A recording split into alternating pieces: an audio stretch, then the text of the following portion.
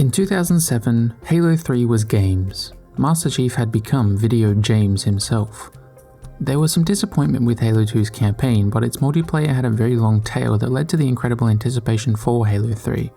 So at that point in time, Halo sort of represented gaming and its cultural image. The perceived crassness of the hobby was upheld by Halo's identity as a first-person shooter, and the pretty toxic culture encouraged by the aforementioned multiplayer environment. However, as video games began to garner more mainstream respectability, Halo could also be recognized for its more sophisticated elements, that being its somber narrative tone and legitimately compelling sci-fi setting. In that way, Halo 3 was the perfect game for the medium stage of development at the time.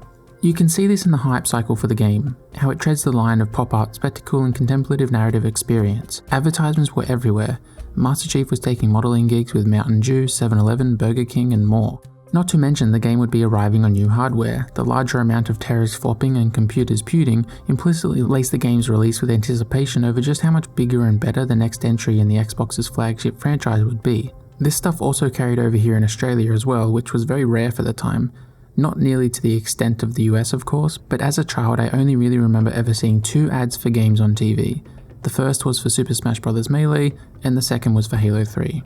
The game's release felt truly global and substantial in a way that few, if any, video game releases had before.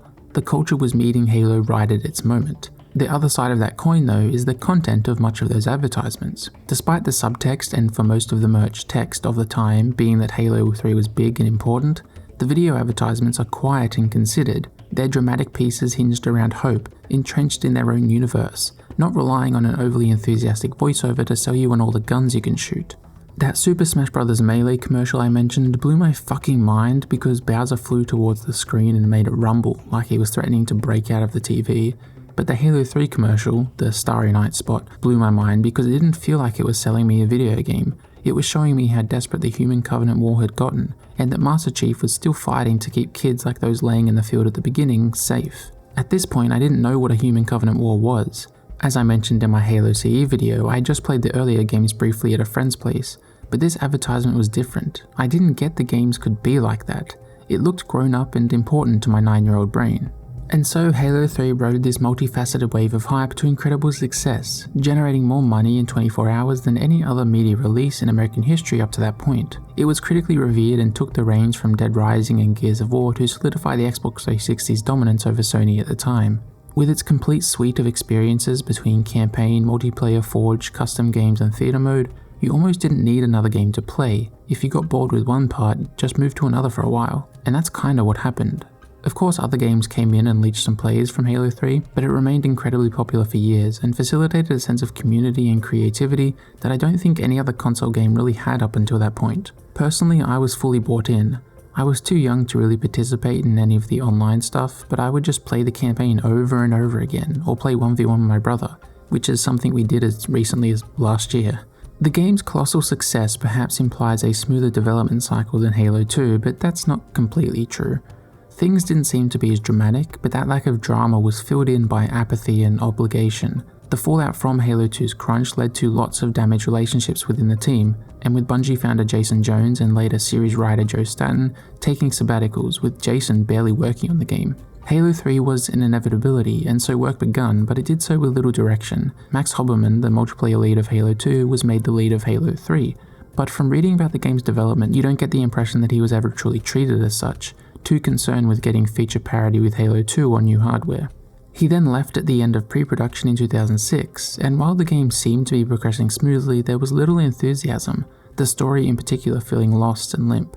It would eventually be spiced up with some help from Marty O'Donnell, and the game would launch after significantly less crunch, though still some, than Halo 2. Now I don't think things were quite as dour as I made it sound. Bungie actually started a podcast in 2006, so you can listen to episodes leading up to the game's release. And in between the parts where Marty O'Donnell professes his love for US imperialism, yes, unironically he does that. Alright, so let's just set the record straight. I am the resident raving Republican. conservative. Marty's had a bit of a surge recently. The surge! In fact, Because the surge is working, as all the Dems know.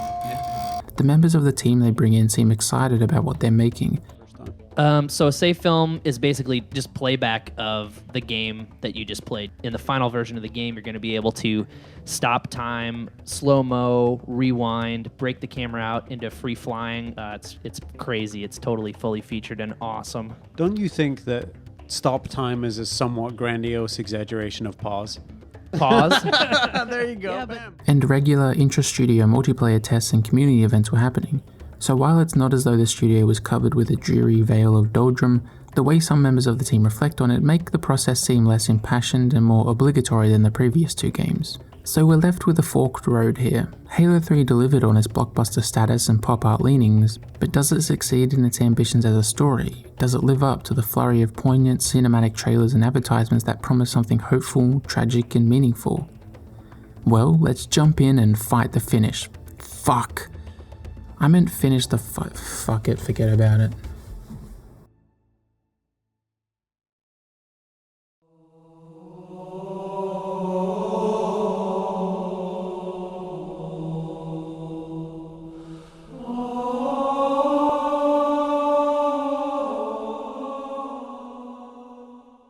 The title screen of Halo CE was centered on mystery and more specifically the ring. It used slow camera work and now iconic chants to intonate its religious thematic focus while playing up just how unknowable and intriguing this new world would prove to be.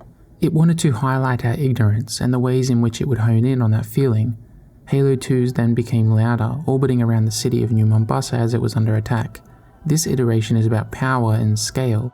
However, the war on Earth wouldn't ever really materialize in Halo 2 beyond the brief time you spend in New Mombasa, and that disappointment is what the title screen for Halo 3 plays off of.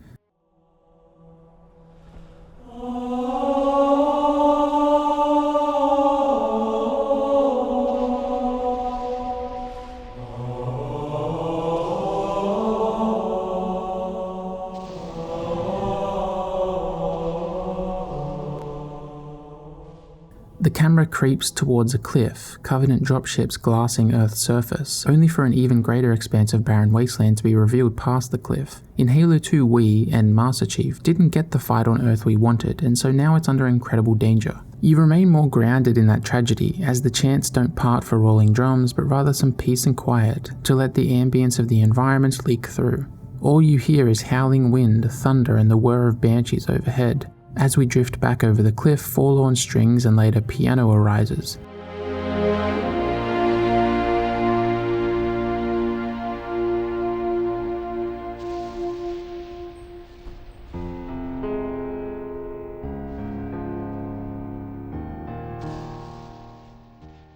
We're not allowed to escape the calamitous circumstances here. There's no reprieve. The perspective drifts around aimlessly, the only real landmark being an idle piece of debris that resembles a broken ring. Beyond that is the Ark, though you wouldn't know it on your first playthrough. We're being primed via hopelessness and desperation, not curiosity or power. As a very quick reminder, Halo 3 picks up immediately after Halo 2, where, despite the Covenant hegemony splintering, the Prophet of Truth was able to activate Delta Halo. It was quickly shut down by Master Chief, the Arbiter, and Miranda Keyes, but this abortion of the process only set the rest of the ring array on standby. If Truth can activate the Ark, which he's found on Earth, all the rings will be fired at once, not taking believers on the Great Journey, but instead eliminating all life in the galaxy. If you'd like a more detailed look at Halo 2, and Halo Combat Evolved for that matter, I recommend my videos on them.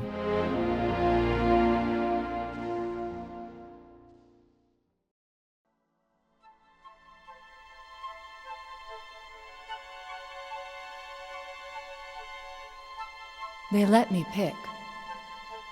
Did I ever tell you that? Choose whichever Spartan I wanted. More specifically, Halo 3 picks up by having us stare at the sky, as Cortana tells Chief via narration that she got to pick her Spartan.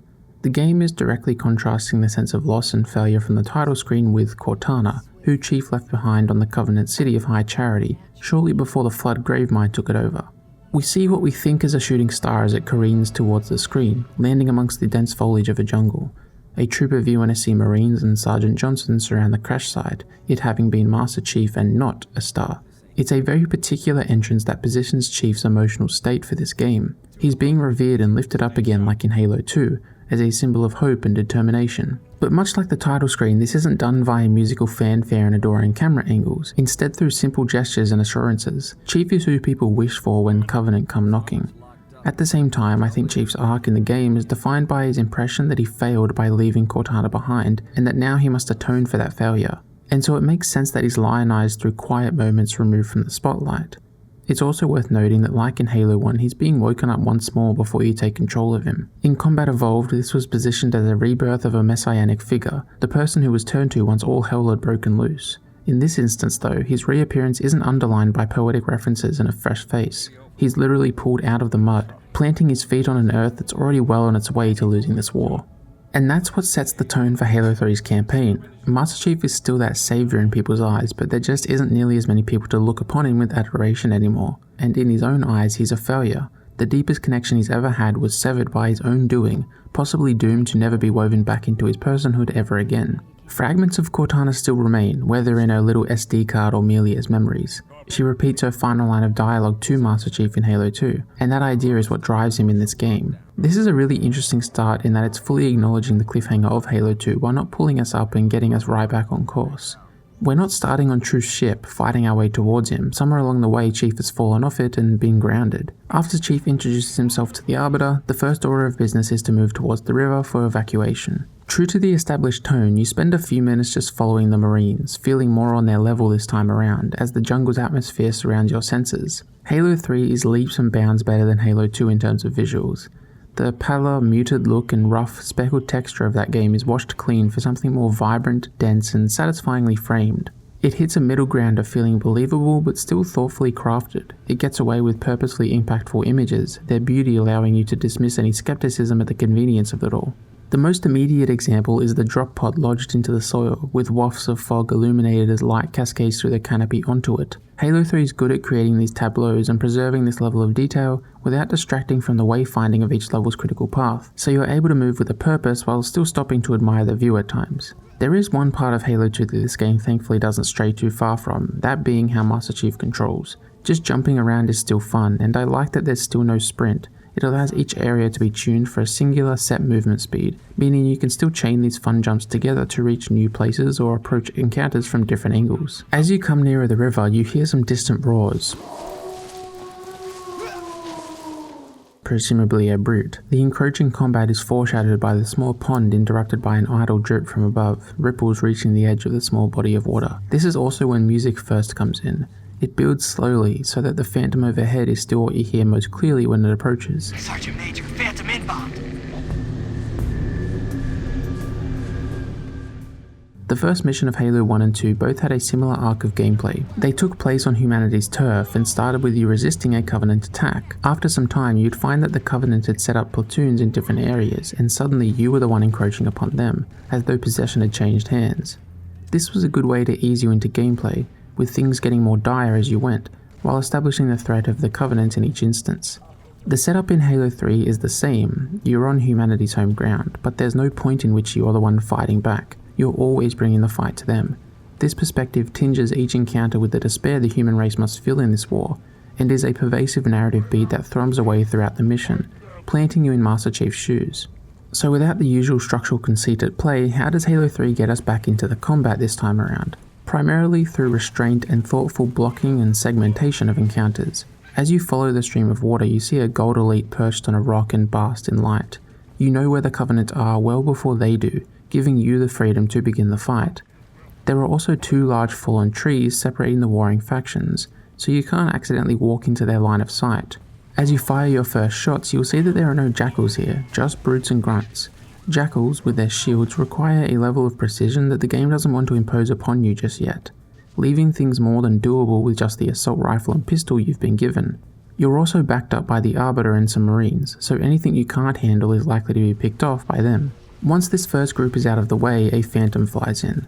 It doesn't drop enemies right in front of you, but rather onto a lower elevation. You're again given the choice of when this gunfight will kick off. As you splash around in the water with your new friends, a third and final group are being deployed further along the river, already aware of your presence.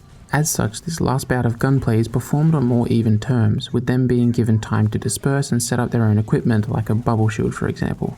This final grouping is also within a wider space that accommodates 3 subtly different lanes of terrain, making sure you still harbour some choice. Throughout this whole thing, you never pick up a grenade, you're not given the easy way out. If you know what you're doing, it only takes 2 minutes to shoot through this section, but it's doing a great job of getting you used to the bare essentials of Halo's combat, establishing the most basic interplays of its sandbox in a naturalistic and compelling form. Importantly, the music never imposes too much either. The game tries not to force you to play any certain type of way.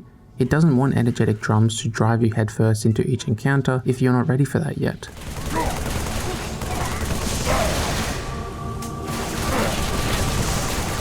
Sierra 117 is full of great level design like this. The next fight gives you the chance to take out sleeping grunts or go guns blazing right off the bat, having to navigate a more entangled topography, using the natural ridge that rises along the canyon's back edge to reintroduce you to jackals, presumably once the bulk of the enemies have been taken out. Right after that, it gives you a battle rifle at the mouth of a choke point, which you can then use to take jackals out with precision and get a feel for the rhythm and time to kill when headshotting a brute with it. Amongst these fights, you can pick up plasma pistols, needlers, and a new weapon, the brute spiker, which has a small increase in melee damage thanks to its blades. The severity and scale of combat slowly expands, finally culminating with a tussle at a dam where Johnson has been captured. It's protracted and has 2 explicit halves, delineated by you rescuing the sergeant. The decrepit dam creates believable space for mini arenas which bleed into each other, also accommodating alternate routes of approach. It's a really incredible bit of gameplay that feels like such a satisfying crescendo to your progress thus far. The larger-than-life heroicism of Halo 2 has been displaced by quiet, small victories in Halo 3 that, thanks to your more personal place amongst them, feel more earned and rewarding.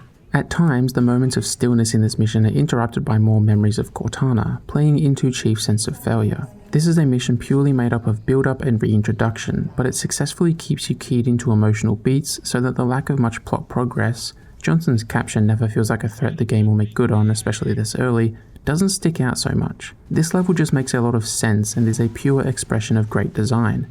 As you climb into that Pelican and fly off to a UNSC base, you're truly ready to get stuck back in.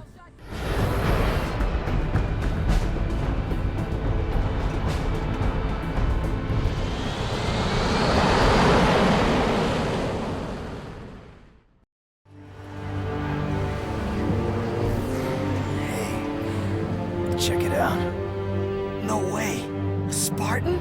For real? You arrive and see Master Chief continuing to be built back up, but notably it's by soldiers who are injured and beaten down. Miranda Keyes gets you up to date. The Prophet of Truth has stationed all his forces in the ruins of New Mombasa, digging nearby, presumably believing they'll find the Ark. The plan is to take out one of Truth's anti-air guns and slip through the gap in defenses. During the discussion, power is cut and Truth shows up to talk shit. He plans to attack the base, so Miranda puts the order in to defend. Where should they go? To war. What the fuck does that mean? Here we do have the dynamic from the first missions of Halo 1 and 2, where you're defending against the Covenant in a UNSC base. However, it doesn't have the same impact as you've spent all of last mission fighting them already. The conceit of the mission also immediately stops the narrative in its tracks. Nothing much really happens, you just move from spot to spot helping defend. Having to navigate the base does at least give a good sense of progress in terms of the Covenant's attack, seeing as the UNSC's plan shifts from defending to arming a bomb before evacuating, perhaps representative of the war at large. The only other narrative element of this mission is 1 or 2 lines from fragments of Cortana, again highlighting Chief's role as a Spartan, continuing to intonate how he may feel like a failure. What does benefit from the mission's structure and premise is the combat encounters. You have access to most of the sandbox here thanks to the UNSC firepower at the base and range of Covenant you fight. It gives you an opportunity to test out new additions like the Gravity Hammer, a brute energy sword analog that's meaty and powerful but thanks to lesser agility brings with it risks around close quarters play. More important than weapons, however, is the true introduction of equipment. These are items you find around the battlefield that you can deploy. There are things like shields, regen fields, shield drains, gravity lifts, landmines and more. Just like weapons, there's not so much an inventory, and so you pick up what you can and use it just once, grabbing something different later on. They feel in step with the rhythms of Halo's combat and help accent play without defining it.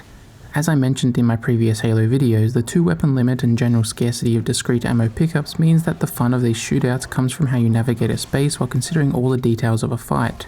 whether that's weapons, enemy type, the environment around you and more. Equipment is just another factor to be added to this list, and as such enriches your decision making through expanding its breadth. A bubble shield means you'll have to get up close and personal with the Covenant inside, which makes it a perfect situation for the aforementioned gravity hammer, or the new spike grenades which projects ricocheting shrapnel upon detonation, deflecting off the inside of the shield in this instance. An energy shield, despite having a similar purpose, acts as more of a blockade at the same time, and so it's less likely to affect distance of engagement but rather the angle instead. Equipment is great at completely upending the paradigm of combat at any given moment and forcing you to adapt, whether by your hand or someone else's. Effectively countering or deploying equipment is really satisfying, but it never feels like the one thing needed for success.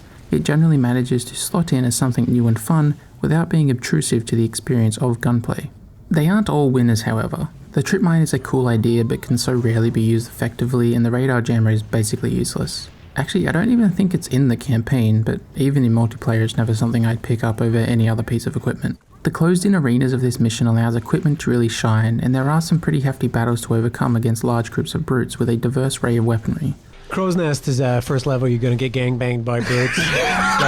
let's be honest. As you fight these brutes, you'll realize that they aren't as distinct as in Halo 2. Their charging state is not nearly as dominant in their general behavior, which now that they're the primary enemy is a good thing, as fights would become pretty tiresome otherwise. This makes brutes less unique but more palatable on the whole. Once everyone's evacuated, you head to the operations room, arm the bomb, and make your way to a service elevator in one of the hangars. You descend as the base falls apart, plummeting to the surface and narrowly surviving.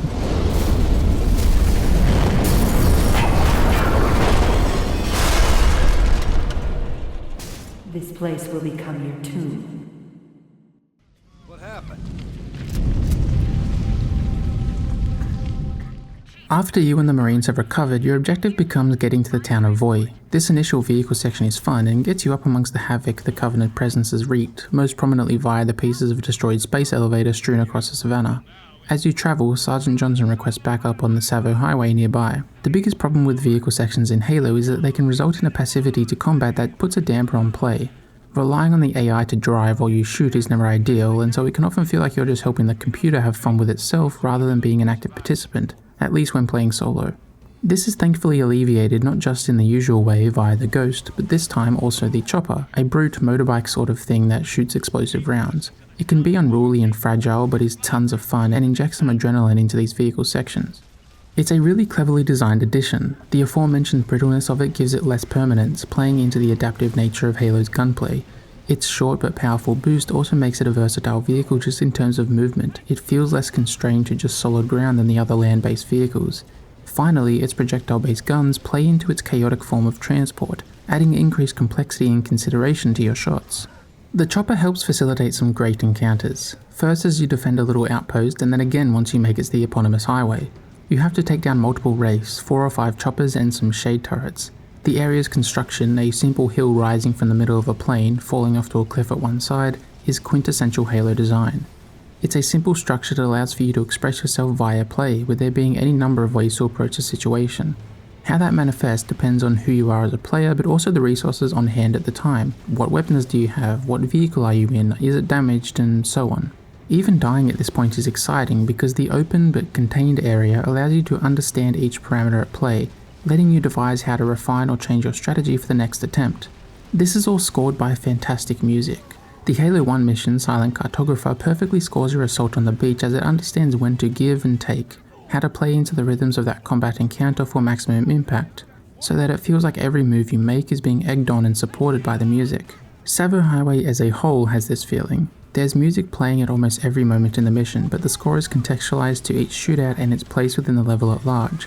As such, things are able to logically expand and grow as you progress, while still imbuing each individual moment with appropriate weight and importance.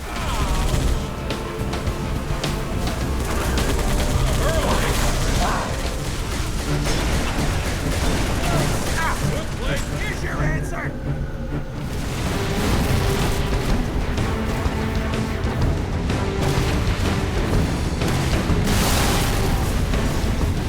It then crescendos at this final vehicle segment, Unleashed, for maximum fun. It's one of the first things I think of in Halo 3's campaign, but unfortunately it's not where the mission ends.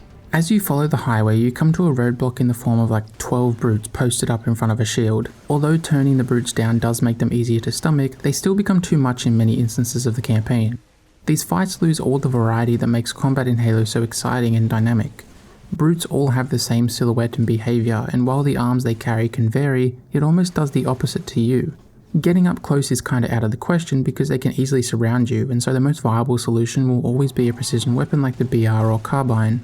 And because you're shooting the same silhouette over and over, it's the most Halo ever feels like the idea of clicking heads. Some brutes are given jetpacks to rectify this so they can go on the offensive while adding an element of verticality, but their movements this way are obvious. They kind of just become shooting gallery targets instead of enemies.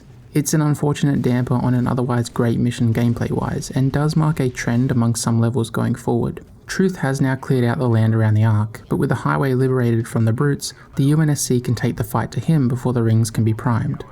Back and drive our enemy into the grave they've been so happily digging. One final effort is all that remains.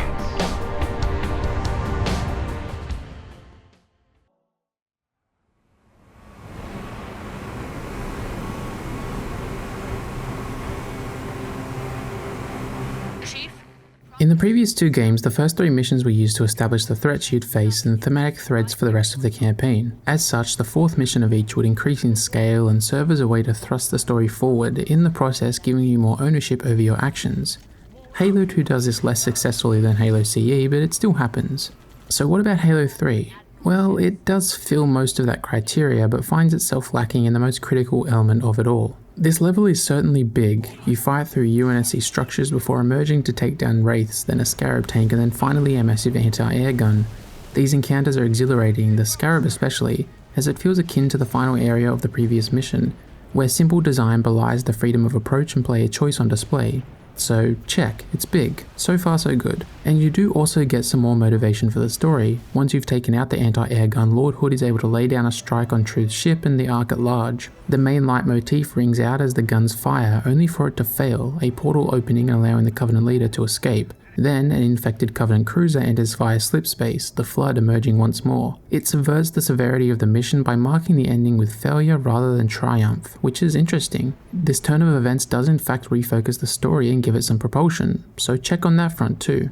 But then there's the subject of you and Master Chief amongst all this. Even at this point, you don't feel like a catalyst for the narrative. You are a vector through which progress flows, but only insofar as you're told exactly what to do, and as player 1, you do it. In Combat Evolved, Master Chief is in the center of the unfolding mystery, right there as every detail comes to light. This burdens Chief, and by extension the player, with great narrative weight. Your actions are imbued with purpose and meaning. Halo 2 loses what makes Chief a good narrative tool, but in the process thrusts the Arbiter into that role instead, and that's without a doubt the strongest part of the game's story. But here in Halo 3, you no longer have the duo of Master Chief and Cortana to uncover this mystery, so Chief is boring. And then the Arbiter is totally shoved to the background. He barely says anything except for how he totally hates the Prophet of Truth. Oh, and then he also yells in this cutscene, but that's it. The main character of this game has spent all his time thus far just doing what people tell him to with no narrative twists or turns to subvert that or make it interesting. Not to mention that even in this moment the objective hasn't changed or evolved, the status quo has remained painfully in place up until this point. There is the angle I identified early on, of Chief feeling like a failure and so making his story and arc one of redemption, and I could try and twist myself into believing that's why he has less input, as he doesn't believe in his own hype anymore, but my heart wouldn't be in it. I do think that's kind of what's being prodded at here, but it's done via scant few dialogue lines, and just doesn't materialize into thematic cogency or even prominence. More brutes? Worse.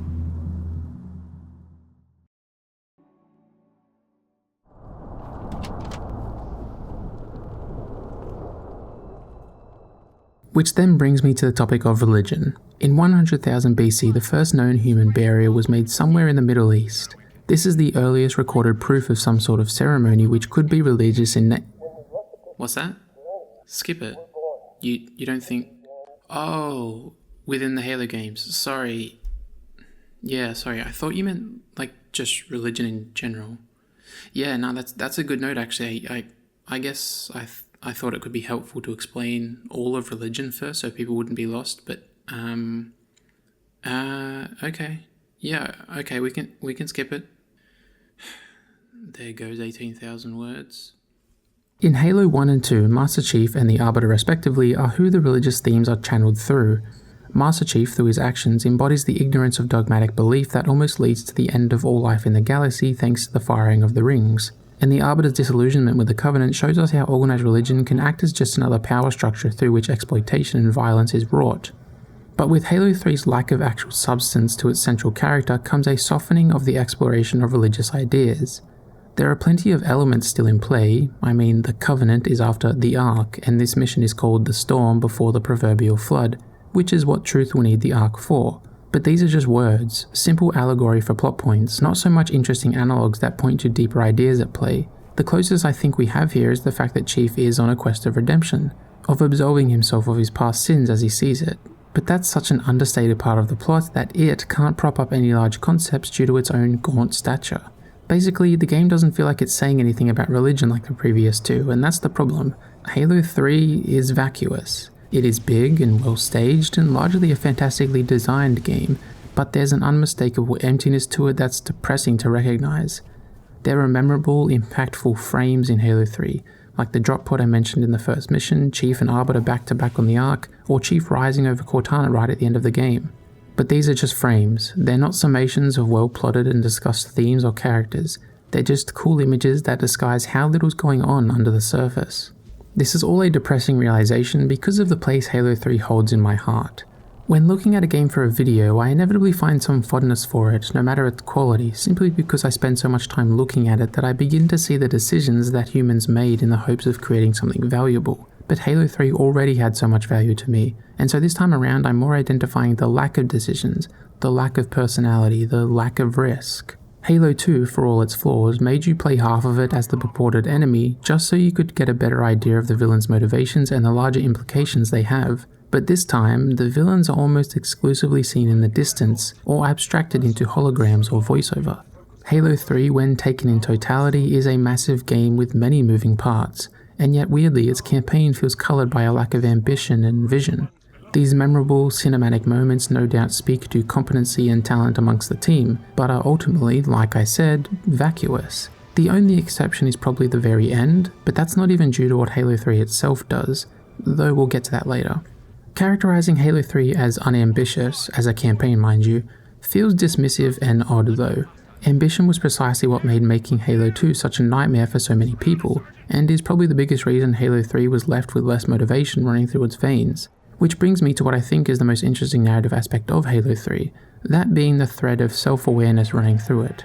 The game starts with Master Chief feeling like he failed while still being to many a source of hope, and his motivation of rescuing Cortana and in the process stopping Truth feels roughly analogous to Bungie as a studio at the time. They knew what had gone wrong with Halo 2 and what people didn't like, and so this game is them trying to redeem themselves, give people what they're hoping for. As such, the dual protagonist is dropped, the narrative is simultaneously simplified and scaled up, and the level design is really paid attention to. You see this dynamic in the very next mission.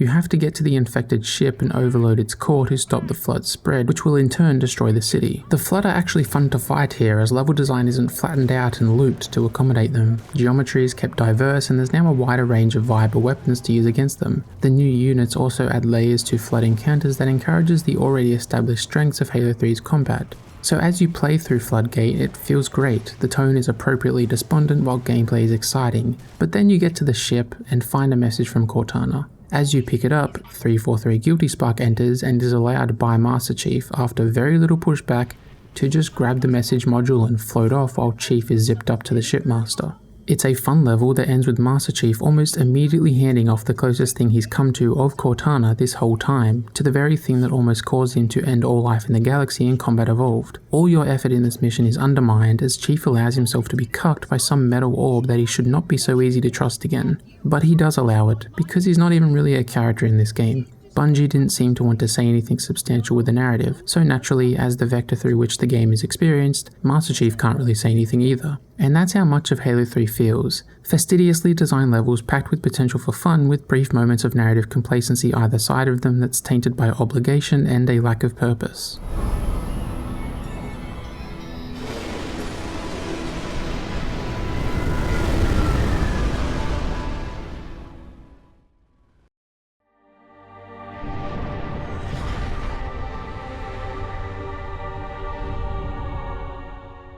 This sentiment feels reflective of development. When I mentioned earlier that Marty O'Donnell helped spice the story up, it's more accurate to say that he imposed a list of plot points to be implemented into the narrative. Perhaps this was a good instinct as he remembers the initial outline feeling uneventful, but it also seems to speak to an uncompelled team. Eventually Joe Staton would come back, but was having trouble gelling with Rob Stokes, who was doing the bulk of the writing. Then an external screenwriter came in to liaise between the two, and all in all the development of the narrative reads as a messy situation characterized by conflicting ambitions and busy schedules that at once have to contend with a studio in flux. So what you get is a story that often finds itself treading water, only to enter a brief sprint here and there. It makes for poor pacing and narrative beats that are often not commensurate to the gameplay that leads up to them. A good example is the next mission, the Ark. Structurally, it's incredible. You land on the Ark's surface amidst the battle between the shipmasters and Covenant's fleet. Combat starts out quiet and considered, only to widen out as you cross the deserts to find the answers, all in your vehicle of choice. It's again finding that perfect balance of freedom for Halo 3's gunplay. The first half of the mission culminates with the Forward Unto Dawn zipping into an LZ you secured. The debris of your fight is scattered by the frigate's enormity as you're given the opportunity to retrace your steps in a Scorpion. You blast your way to one of the Ark's doors, 343 helping you get inside. After overcoming hordes of brutes, you finally find out that the Ark proper is on the edge of the galaxy and that Truth has hid himself behind a barrier in the center of the installation. Breaking that barrier becomes the next objective. The two distinct halves of this mission allow for great push and pull gameplay wise. Scale is played with brilliantly to create and relieve tension as you go so that each encounter can be engaged with on its own terms. It's a diverse, climactic mission full of fun, but then the narrative side of it can be summed up as you landing on the Ark and finding out where it is and where Truth is. These are the only relevant story developments, and they are the first and last moments of the level. There is nothing in between that contributes to anything, unless simply seeing the Ark is enough for you to bust your lore pants. Which it certainly isn't for me. If the Ark is a carrot on a stick, the Halo rings as they're treated in Halo 1 is a fucking steak on a stick, and I know which one I'd prefer. So you get this enjoyable but underwhelming mission which has been preceded by multiple other examples of the same type of thing, and then it's succeeded by that aforementioned sprint. Nothing else matters.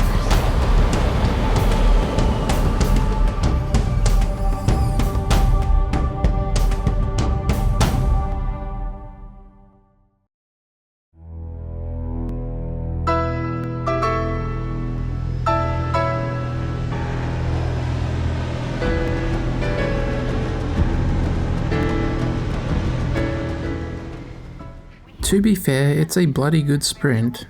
In order to take down the barrier, you have to activate a terminal at 3 different towers. You take the first, Arbiter takes the second, and Johnson the third. Blasting onto the shore a la Silent Cartographer, you clear the way before jumping in a vehicle to zoom off to the objective.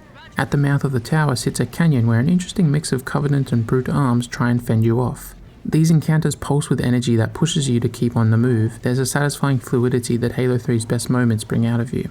Once inside, you come to the tower's control room, the elevator helping slow things down and prepare you for a more strategic encounter. With the brutes taken care of, you shut your tower down right as Arbiter does the same for his. Johnson's facing some resistance, and so you hop into a Hornet, a new VTOL UNSC air vehicle, and provide support. You blast through Wraiths, Banshees and Phantoms before landing and ascending again. This burst of energy is also perfect for dual wielding. In Halo 2, I thought it could be fun but was generally more of a hassle than it was worth. But with the addition of brute weapons like the Spiker and Mauler, I think it's a more viable option than before, and it compounds wonderfully with these more intense sections which encourage audacious decisions.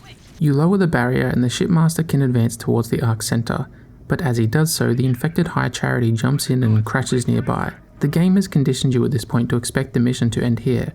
Things will wind down, and although a fun level, it would be one that ultimately passes with little plot development. But then it doesn't. You fight your way down the tower, through the flood, before hopping in a hog and making your way to Truth at the Citadel. The music is godly as you stop off to hop in a Hornet as 2 Scarabs crash onto the battlefield. I count 2 Scarabs! Repeat, 2 Scarabs!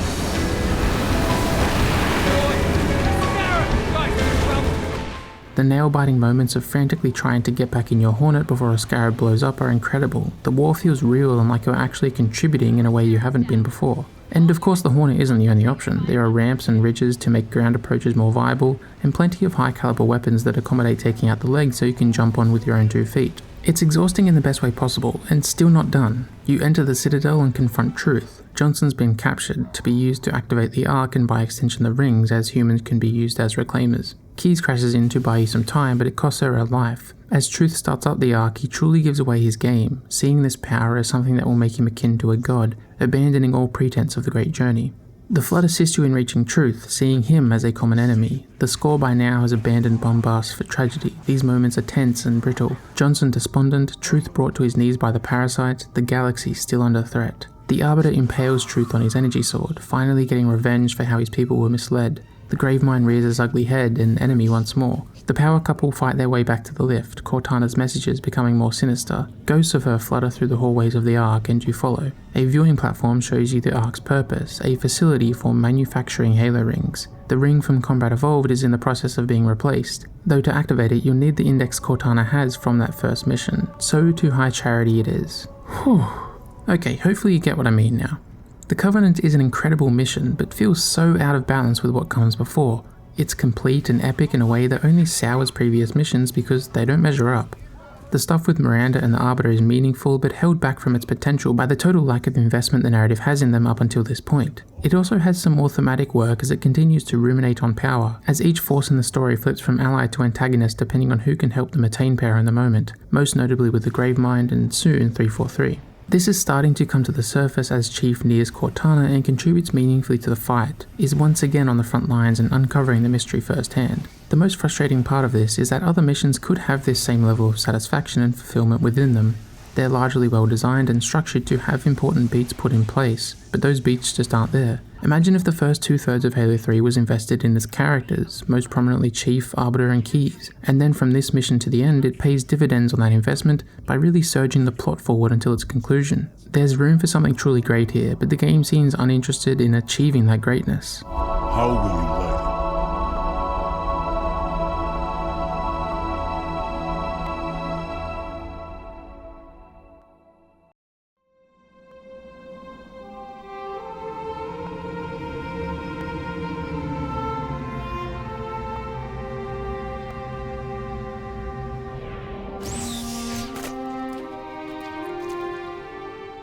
At the very least, as I've reiterated many times, the level, encounter and sandbox design is still top notch, so we shouldn't be saddled with a complete slog of a Flood mission this time round, right? Right?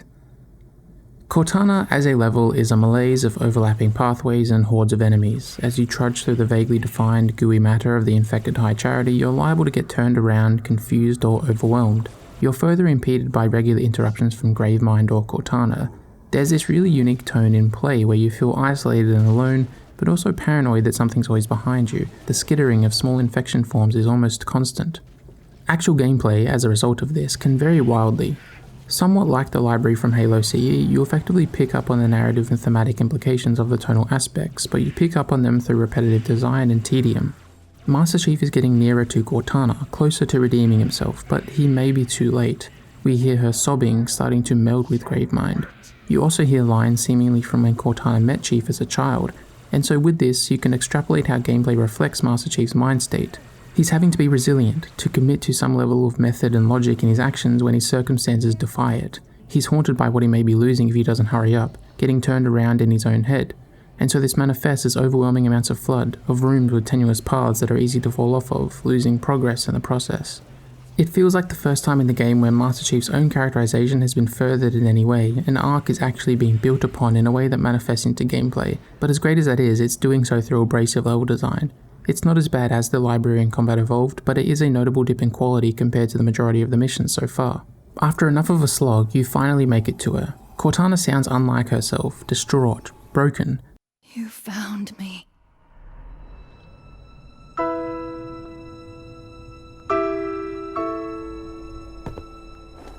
But so much of me is wrong. Out of place. But the two talk and it's so refreshingly familiar, they slip right back into their dynamic, like they're each whole again. When I make a promise. You keep it. I do know how to pick 'em. Lucky me. Despite the lack of strong character work so far, this moment is building off the first two games as well, and so it's incredibly cathartic. Immediately things feel more doable, the war more winnable. Gravemind's still going to put up a fight, however. They didn't know Cortana had the index, and so it's paramount that she's eliminated. This results in an incredibly intense escape sequence where you set High Charity to blow.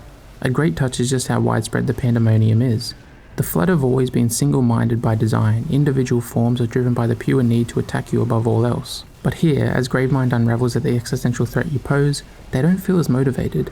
It changes the feel of combat intrinsically, which is significant considering how well-defined encounters with the Flood have always been.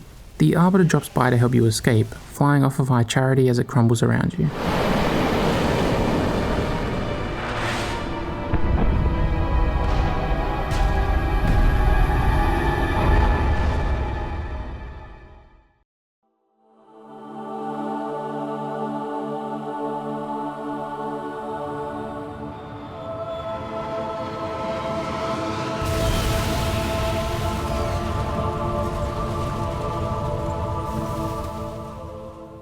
Cortana, Master Chief and the Arbiter land on Halo, trudging through the snow towards the control room as Sergeant Johnson parks the Forward onto Dawn nearby for escape. There's an obvious circular sense of finality coming into play. We find ourselves back on this ring once more.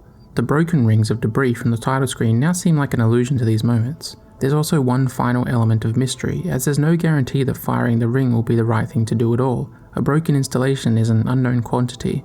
There's larger structural commentary at play here as well. In Combat Evolved, you had the option of very quickly flying a Banshee to the control room's entrance, an efficient mode of travel that bypassed a fair amount of the level. But in Halo 3, representative of humanity's place in the war, you're forced to make your approach by foot, desperately staving off the Flood. It's an inspired choice that weaves together so much of this game. Unlike much of the gameplay, it feels thematically weighted and narratively valuable.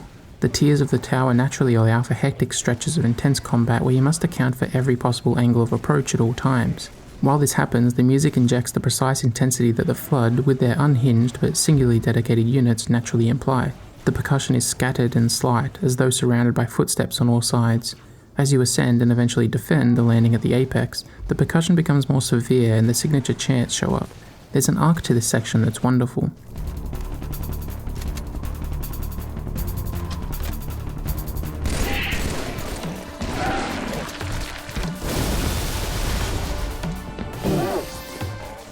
.343 gets you into the control room, but is perturbed to learn that you intend to fire the ring, having been under the impression you would wait until it was rebuilt before following protocol. The thematic thread of power that's been limply dragged over from Halo 2 is brought into focus. .343, despite knowing that humans are in fact descendant from Forerunners, refuses to let you activate it, frying Sergeant Johnson and killing him to delay the process. Every actor in this story has wanted to wield Halo's power for themselves, and the responsibility to stop that is hoisted upon Master Chief's shoulders, the one person closest to realizing that power, however unaware of it he was at the time. You briefly fight .343, and in an unfortunate bit of intra-series consistency, it's a dogshit boss. Johnson does get a shot in right before he dies, but honestly the emotional notes here aren't even enough to inject any real tension. Guilty Spark just never reads as a physical threat, a possible existential one sure, they know the ring inside out of course, but the idea that you would die from their I-beam is kinda laughable. Halo 3 unfortunately continues to remain big and shallow, which is a narrative hindrance throughout the game. Luckily, big and shallow is exactly what the escape sequence needs to be, so it succeeds on that front. You hop on a hog and peg it to the dawn as the malformed ring destructs around you. The classic theme kicks in and the space you're given to traverse has some breadth, less strict than its Halo 1 counterpart. It does well to act more referential than replicative as a piece of design, still feeling like its own take. As such, it can play into its own identity more. Much like the war at large, the scale of this destruction easily dwarfs you. Master Chief's place as a mythical figure is diminished and muted somewhat, much like it has been for the rest of the game. This is reinforced by the shift away from this being an individualistic act on Chief's part. This time around, he's got the Arbiter in the back and is headed to a ship that's been commandeered by both Miranda Keyes and Johnson. There's a representative quality to this escape. Finally, it delivers on pure adrenaline. The Combat Evolved escape implemented fake-outs and plot points within it that, while not entirely ineffective, took control out of your hands in a way that let you see the code more, so to speak. Halo 3 just makes you keep going and going for longer and at a greater scale. Like all the best bits of Halo 3, it lets good level design and its sandbox do the talking. It doesn't need scripted moments because the ever-shifting level geometry that surrounds you with sudden, precipitous drops and enemy behaviour that can influence the trajectory of the Warthog work together with your own choices in the driver's seat to forge precarious, tension-rich moments of havoc. The trio finally make it into the hangar of the Dawn, firing up its engines and narrowly finding purchase as they near the portal above the Ark. We see Master Chief rise, his back turned to the world-changing carnage and instead facing what really mattered to him, Cortana. One last promise is made.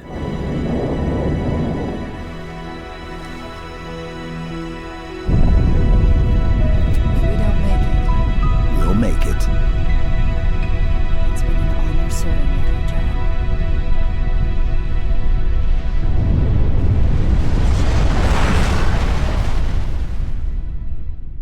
We see Lord Hood speaking at a memorial service, not just for the characters we know, but also this guy who managed to die 3 times in one war.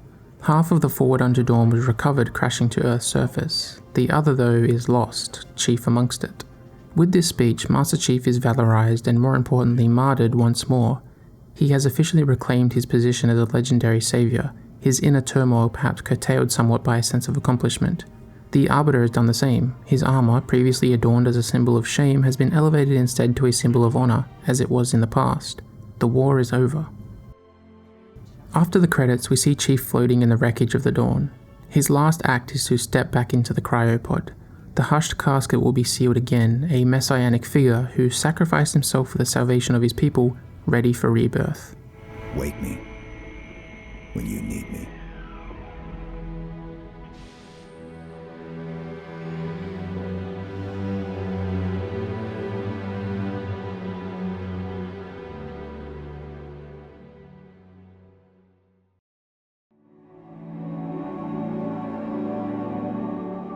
I was effusive about the escape sequence and hold to that praise, but it ultimately feels representative of the experience of Halo 3's campaign. This symbol of the series, the Halo ring, manifests in its final, most important moment as an array of loosely slotted together sheets of slim metal that explode in a very particular way so as to manufacture tension and a sense of importance or scale. And that's kind of what Halo 3's campaign feels like overall. It's well crafted and pieced together with great care, coaxing out fun sequences one after the other, with only a few missteps. But as you try and delve deeper, you find that there's not much to see underneath the gameplay.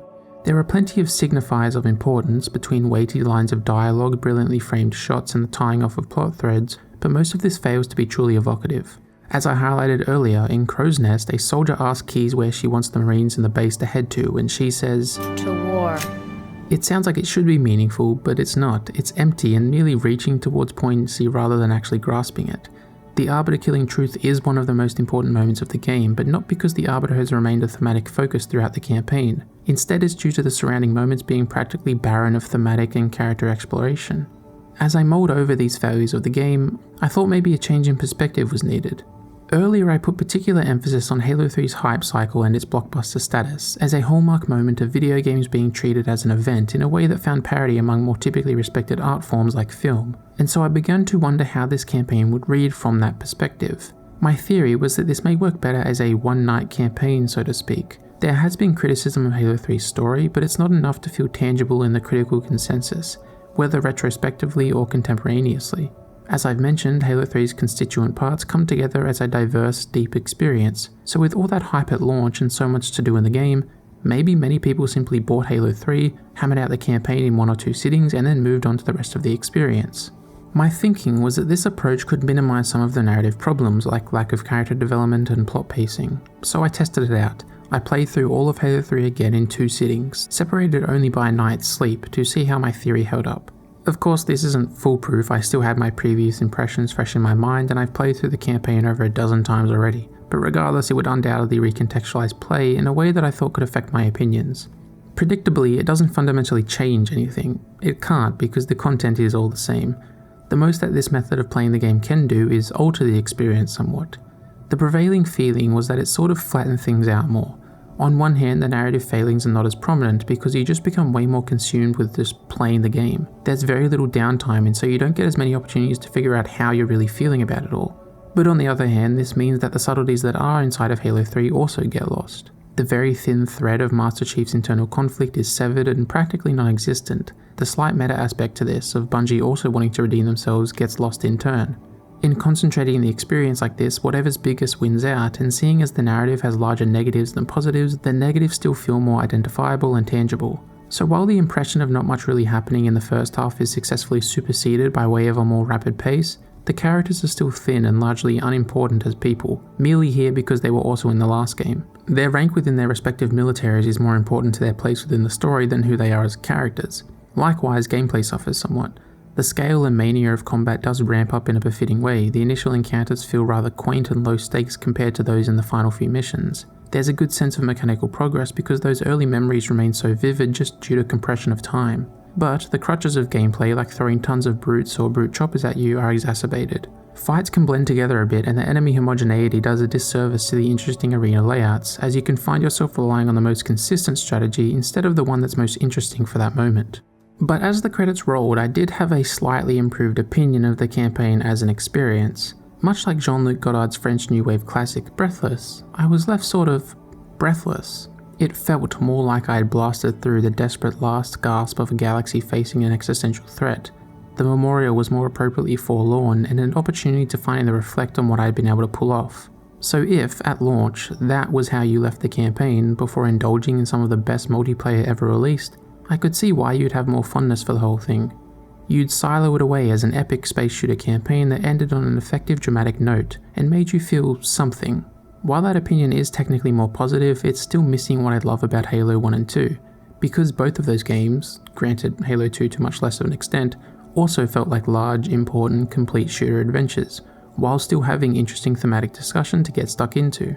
Combat Evolved has the quiet, uncertain ending, but doesn't need to distract from its own shortcomings via a breakneck pace. It wants you to slow down and see what's beneath the surface because there's lots to find there. Halo 2 fails to be as complete obviously, but the choice to focus on the Arbiter is bold and compelling. It results in the most interesting parts of the game and keeps the depth intact. And so, despite all my hoping that I wouldn't have to, ultimately I come back around to the realization I had halfway through Halo 3's campaign. It is vacuous, but that doesn't mean it's bad. It probably feels like I've harped on the story disproportionately so far, but that's just because the gameplay is so consistently amazing that it's not as interesting to discuss. The detail I got into in the first mission in regards to encounter design and layout proves to be the rule rather than the exception when it comes to playing Halo 3. It's just that when I decided I was going to analyze the Halo trilogy, in the back of my mind this was the one I'd be hooping and hollering about the whole way through. I wasn't counting on disappointment or emptiness or really anything negative being in this video. This game has been calcified in my brain as basically perfect for 15 years now. No matter what negatives I found in Halo 1 or 2, at the time I thought I'd at least get to talk about Halo 3, a game where all those things had been ironed out, left with just the good to focus on. So yeah, it's a bit deflating to find that there's actually a lot wrong with it and that in reality, Combat Evolved is the highlight out of the three of them. But it's ultimately for the best. I'm glad I can have a new level of understanding and appreciation for a series that's really important to me. And no matter what I think of Halo 3 now, nothing can take away the memory of me killing my brother from the opposite end of Sandtrap with a rocket when I was 11. Eat shit, Adam, and thank you all for watching.